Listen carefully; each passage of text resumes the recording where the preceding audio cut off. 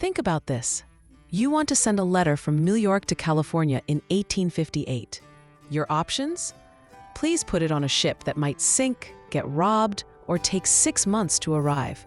Or strap it to a stagecoach and send it careening across 2,800 miles of desert, mountains, and hostile territory with drivers who were basically the action heroes of the Postal Service.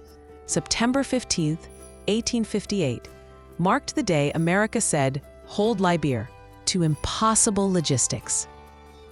Before 1858, getting mail from coast to coast was like playing the world's slowest, most expensive lottery. Thanks to the California gold rush, everyone wanted faster communication. But the government was basically shrugging and saying, "We'll figure it out eventually." Enter John Butterfield, a guy who looked at 2,800 miles of untamed wilderness and thought, "You know what this needs? A daily mail service."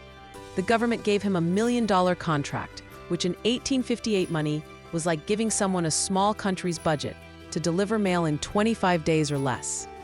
Most people thought he was absolutely insane. So here's what Butterfield created, a 2,800-mile route that was basically a real-life Oregon Trail game, except the stakes were actual mail delivery.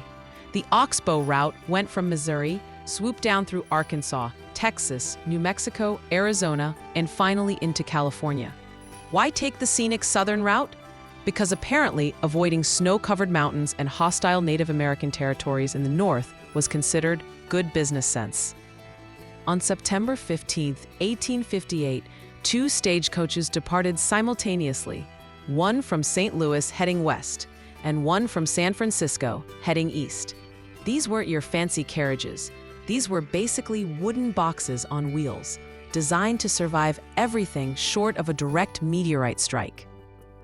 The drivers? These guys were legends.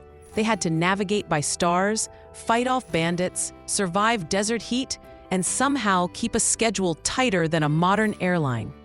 And they did all this while carrying up to 9 passengers who were probably questioning their life choices by mile 50. Here's where it gets wild. The entire operation required 141 relay stations, 1,800 horses and mules, and about 800 employees scattered across some of the most dangerous territory in America. Station keepers lived in the middle of nowhere, constantly watching for Apache raids, desperately low on supplies, and probably developing severe cabin fever. The stagecoaches traveled day and night, stopping only to change horses and drivers every 10 to 15 miles.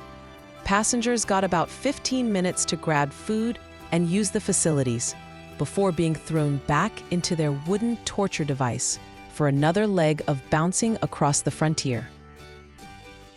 And the mail? It was stored in leather pouches that were literally chained to the coach. Apparently, in 1858, mail theft was such a problem that postal workers had to be turned into armored car guards. The incredible part? It actually worked. The first westbound coach arrived in San Francisco on October 10th, just 24 days and 20 hours after leaving Missouri. The eastbound coach made it to St. Louis in 23 days and 4 hours. America collectively lost its mind with excitement. Suddenly, business deals could happen in weeks instead of months. Families could stay connected across the continent.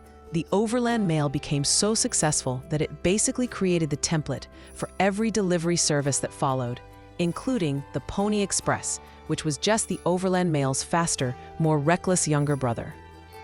So the next time you complain about Amazon taking 2 days to deliver your package, remember September 15, 1858, the day America decided that 2,800 miles of wilderness wouldn't stop the mail. These pioneers literally risked their lives to make sure your great-great-grandparents could get their letters, and they did it with nothing but horses, determination, and probably a lot of coffee. What's the craziest delivery story you've ever heard? Drop it in the comments. And don't forget to subscribe for more tales of American ingenuity that make modern problems seem pretty manageable.